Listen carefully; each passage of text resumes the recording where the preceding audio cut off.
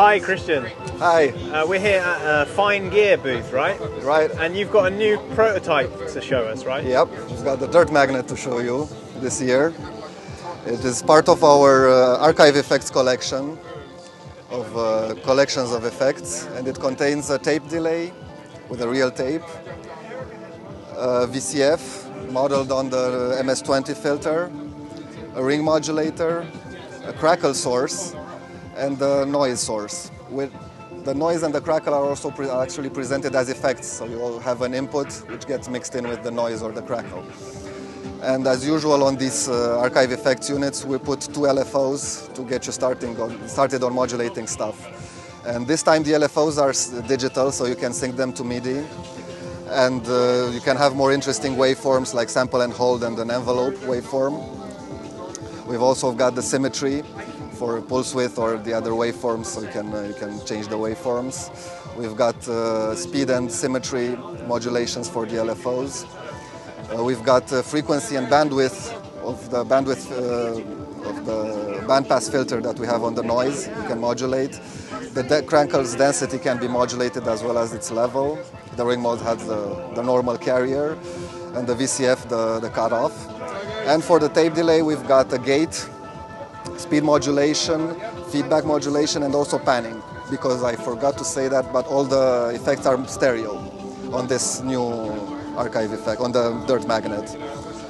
And okay, so for the tape delay, you've got a preamp with a level, it's the preamp from the Space Echo actually, with a tone control also after it. Modulatable speed, as I already said, feedback and panning. You've got a ping pong mode for the delay, and also a dry-wet mix knob.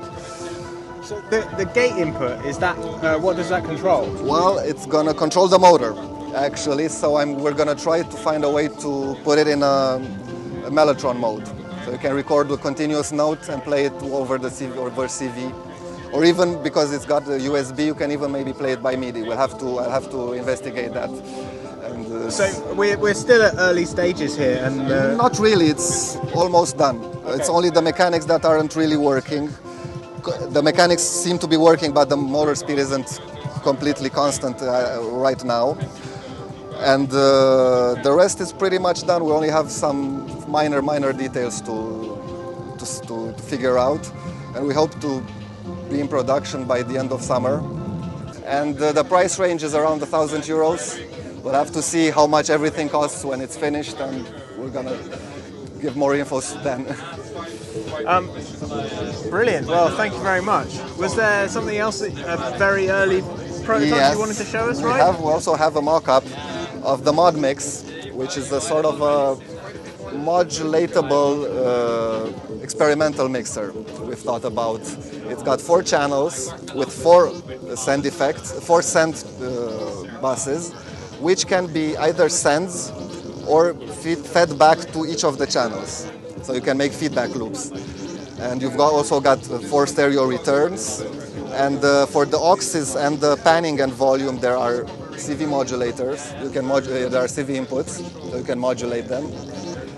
And we've also put 2 LFOs and 2 envelope followers, so you can start modulating right out of the box.